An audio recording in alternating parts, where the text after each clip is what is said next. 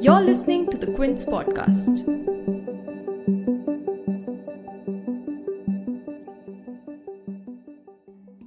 The infamous Israeli spyware Pegasus has kicked up a storm once again. Over 300 Indians may have been spied on using this dangerous software that can allow a hacker to gain access to pretty much everything in a person's phone, including encrypted messages, audio, and camera without the knowledge of the user. This egregious breach of privacy was reported by The Wire in a collaborative investigation conducted along with several other international media houses like The Guardian and The Washington Post that found a leaked database with 50,000 phone numbers from across the world that are believed to be linked to persons of interest listed by the clients of the NSO, which is the Israeli firm that sells the Pegasus spyware.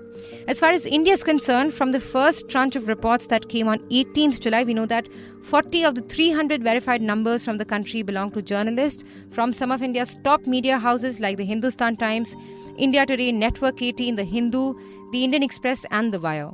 The spyware is also believed to have been used on numbers belonging to at least 9 rights activists, lawyers and academicians who've been arrested in the Bhima Koregaon case. From the second tranche of reports that came on 19th July, we know that PM Modi's political adversary, Congress leader Rahul Gandhi was also added to this list along with India's top virologist, Dr. Gagandeep Kang.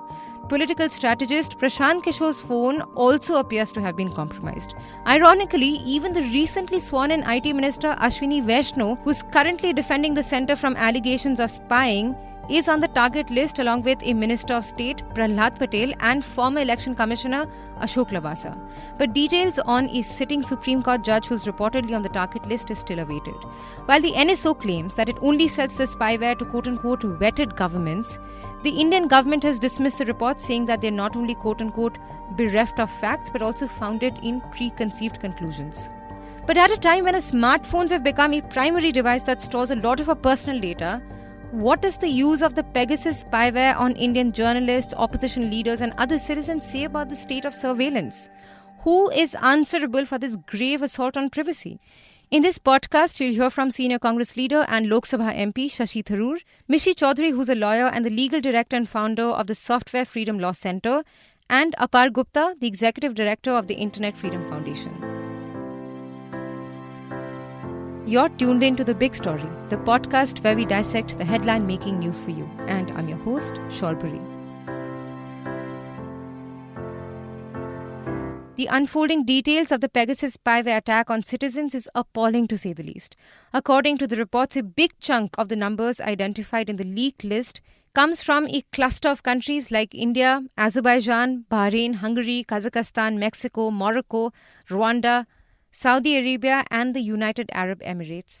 Now, it cannot be ascertained whether all the phone numbers which feature on this list was compromised or not without a proper forensic analysis. But The Wire reported that at least 10 of the Indian phone numbers from the leaked data, including those of The Wire's founder editors, Siddharth Vardharajan and M.K. Venu, showed signs of either an attempted attack or a successful Pegasus hack after they were put through a forensic test. Forensic analysis on political strategist Prashant Kishore's phone also showed traces of Pegasus from as recently as 13 July, which is the day he had met Congress leaders Rahul Gandhi and Priyanka Gandhi in Delhi. And The Wire report says, and I'm quoting a line, quote, "In fact, a hack of Kishore's phone occurred even on the day that The Wire met him and Amnesty International helped conduct forensic analysis on it," end quote. The Quint spoke to Mr. Shashi Tharoor after the reports got out late on 18th July, who said it was a matter of concern if citizens in a democratic state like India are being spied upon. Well, it's a matter of concern because obviously in our country, we are a democracy. There is freedom of expression. You don't expect the government to be interfering with journalists doing their duty. So that is a real concern. Second, we know that apparently more details are scheduled to emerge tomorrow, in which politicians, ministers, and according to the article, even a constitutional authority also seem to have been surveilled in this manner. And this raises some very serious questions about how the people who deployed this software were operating. I don't believe the government has acknowledged any responsibility for doing so. The NSO that sells Pegasus software claims they only sell it to vetted governments. So the question that comes up is whether the government of India did this or whether a foreign government is tapping or surveilling Indian phones. These are all very serious questions. Now, the earlier versions of Pegasus used to employ spear phishing techniques like sending a link with malware in a text or an email perhaps. But a worrying new development in the spyware is that now it is shifting towards zero-click attacks, which means that it doesn't even need any user interaction. No links to click, nothing. So a user won't even get to know that their phones have been hacked. And once the spyware has gotten in, then it can gain access to any kind of information on people's phones. And by that I mean everything. Calls, emails, texts, location, app data, calendar, camera, audio, everything. And Apar Gupta explains more about how the NSO works. So Pegasus essentially is a spyware which can be installed on any smartphone, and this is purchased from NSO. It is only sold to countries as per the regulations in Israel, in which the Israeli Ministry of Defense green lights any potential sale to any country by NSO, which is the Israeli company. So it cannot be purchased by individuals or companies. It can only be purchased by government entities or departments.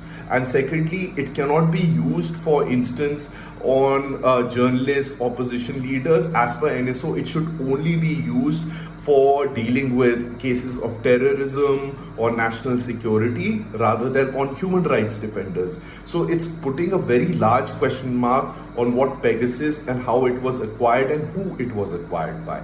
Pegasus can be installed with a missed call on WhatsApp, at least for some period of time when there was a vulnerability, or through a zero-click exploit in which it can even be sent on somebody's smartphone through iMessage, where a person does not even need to click on it. And once Pegasus is there in a smartphone or a digital device, as per its manual itself, it gives a very wide range of functionality in which a person's phone can be virtually mirrored. All data within it can be extracted.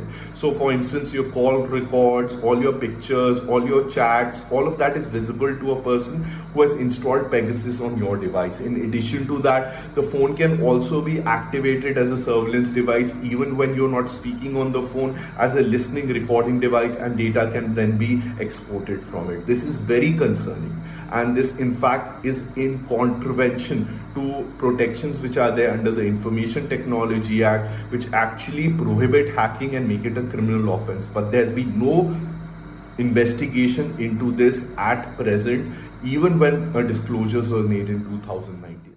But despite the kind of threat it poses to people's privacy, this is not the first time that a Pegasus spyware attack has been reported internationally or in India.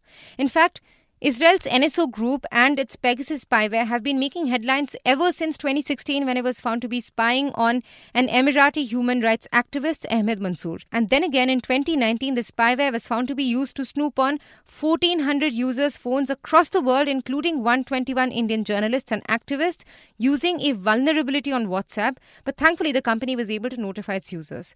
And irrespective of the illegality of such mindless hacking, and despite the previous evidences of Pegasus attacks, we're back to the same place without any accountability and without any investigation on who is behind it all. While the NSO has denied any wrongdoing, claiming that they sell the spyware only to quote-unquote vetted government customers, the Indian government's response has been far from satisfactory, even as they're facing allegations of spying on citizens in violation of IT rules. In 2019, after reports of the initial Pegasus hacks on Indian citizens came out, then the IT ministry, which was headed by Ravi Shankar Prasad, without divulging any clear information on if the government or any of its agencies had purchased and utilized the spyware, had simply said that it, quote, operates strictly as per provisions of law and laid down protocols, and that there are adequate safeguards to ensure that no innocent citizen is harassed or his privacy breached, end quote. And after the recent reports, alluding to its 2019 statement, Ashwini Vaishnaw, whose own name has appeared on the target list, said, quote, India's Minister of Electronics and the IT has also spoken in detail, including in the Parliament, that there has been no unauthorized interception by government agencies, end quote. Let's also listen to a snippet of his response in the Parliament on 19th July. Honorable Speaker, sir, I rise to make a statement on reported use of spyware Pegasus to compromise phone data of some persons. A highly sensational story was published by a web portal yesterday night. Many over-the-top allegations have been made around this story. Honorable Speaker, sir, the press reports have appeared a day before the monsoon session of the Parliament. This cannot be a coincidence, Honorable Speaker, sir. In the past, similar claims were made regarding the use of Pegasus on WhatsApp. Those reports had no factual basis and were categorically denied by all parties, including in the Supreme Court. The press reports of 18 July 2021 also appear to be an attempt to malign the Indian democracy and its well-established institutions. But even if there hasn't been any unauthorized interception by government agencies, looking at just the scale of the attack, shouldn't the government be launching urgent action? Now, under the IT Act, there are certain circumstances where spying is legally permitted in the interest of the state, but given this level of surveillance that has been exposed by these reports, Mr. Gupta says that it's absolutely necessary to bring in discussions of surveillance reforms. And here, the larger question of surveillance reform comes in. The Indian Telegraph Act under Section 5.2 and the Information Technology Act under Section 69A provide certain interception powers to the government. Now, interception powers are there with several democratic governments, but they need to be exercised with a certain degree of oversight in which there is a level of distribution of power which can be checked rather than just centralizing it in the executive branch or the intelligence agencies who get to pass the orders as well as conduct the surveillance, and there are no checks and balances because these orders are secret and never revealed to any other person or entity, which is why it becomes important for judicial oversight to be there. And all of this is presently also outside the ambit of the data protection bill which is pending before Parliament. In this kind of scenario and these kind of alarming revelations which undermine our trust in participatory democracy, because ultimately, please do consider, even cabinet ministers are being tapped. Mishi Chaudhary says that India is perhaps the only democratic country without any parliamentary or judicial oversight on the state of surveillance. Pegasus is a nasty, nasty piece of technology being used now to target human rights activists, journalists, and anybody who speaks truth to power all around the world.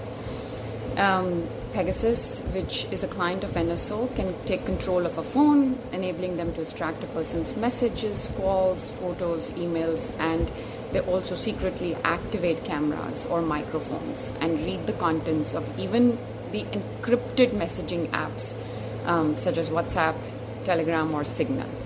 It comes as no surprise because the last time we learned about this was the government of India was spying, exploiting the vulnerability in WhatsApp on a variety of human rights activists and journalists. India is perhaps the only democratic country which does not have any oversight, whether it is by the judiciary or by the parliament, over the surveillance the government carries out on its own citizens. We are in a dire need for this, but there has been no discussion for obvious reasons, because no matter which party is in power, they all want to surveil their citizens. The data protection bill does not talk at all about surveillance which the state carries out.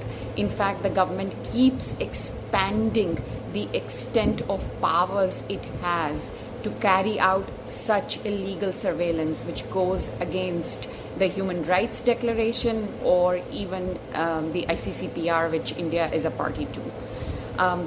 The monsoon session is starting. I think it is high time that the elected representatives stop giving excuses to their citizens, and also the citizens stop forgetting and normalizing that this is just a compliment of the fact that you are doing a great job or a medal of honor because you're a journalist.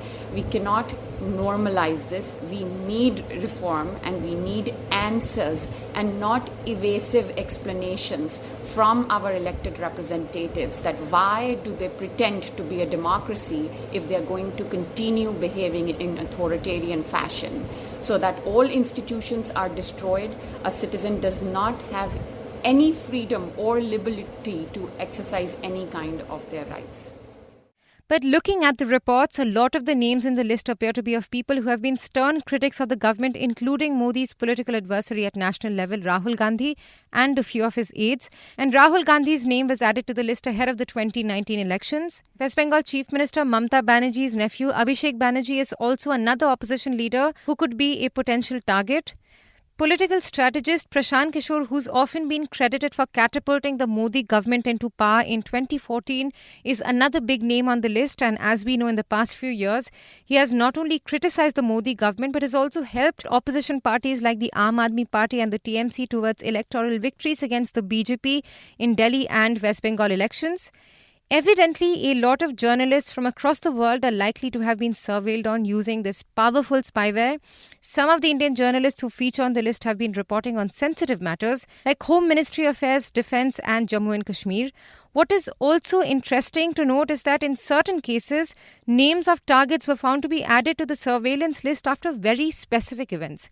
According to the Wire's reports, Rohini Singh's number appears on the list after she filed some sweeping reports on business affairs of Home Minister Amit Shah's son, Jai Shah, and Nikhil Merchant, a businessman who's known to be close to PM Modi. Similarly, Indian Express journalist Sushant Singh's number propped up on the list around mid-2018 while he was working on the controversial Rafale deal. Or if you look at the Elgar Parishad accused, due Professor Heni Babu and rights activist Rona Wilson's numbers were added to the list in 2017 after they had met in Kollam during a family trip. Vara Vara Rao's daughter's phone first appeared in the database around the time he was placed under house arrest in 2019, while interestingly, Sudha Bhardwaj, Vernon Gonzalez and Arun Ferreira's numbers appear on the list months after they were arrested and their phones confiscated.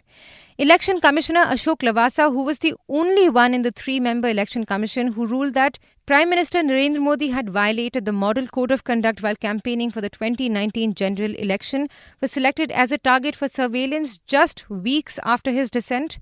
And interestingly, days after a Supreme Court staffer had accused former CJI Ranjan Gogoi of sexual harassment in the year 2019, she, along with some of her family members, were added to the list. Now, amid the kind of pushback from the government that we are witnessing on journalists and against rights defenders, this report does bring about very serious concerns on the vulnerability of the press and free speech. But an obvious question that comes up while skimming through the list of the targets is whether there's a political meaning behind all this.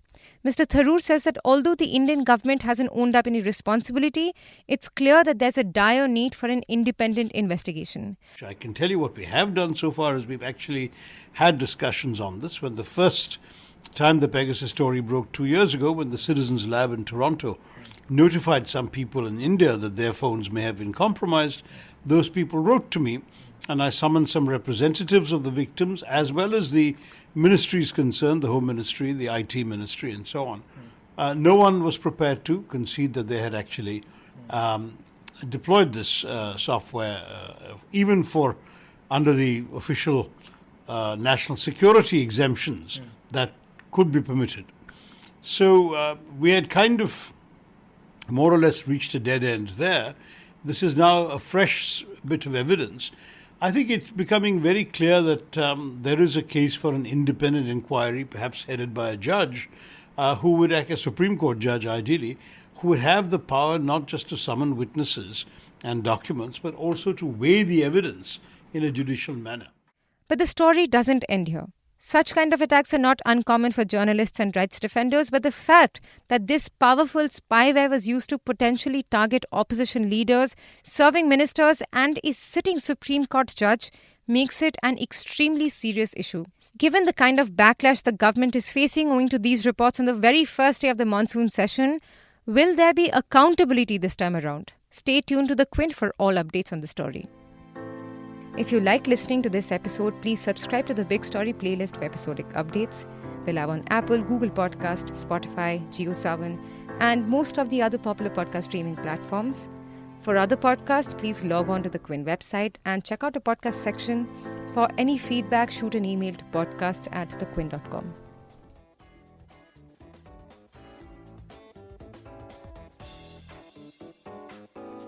Thanks for listening. Log on to the Quint's website and check out our other podcasts.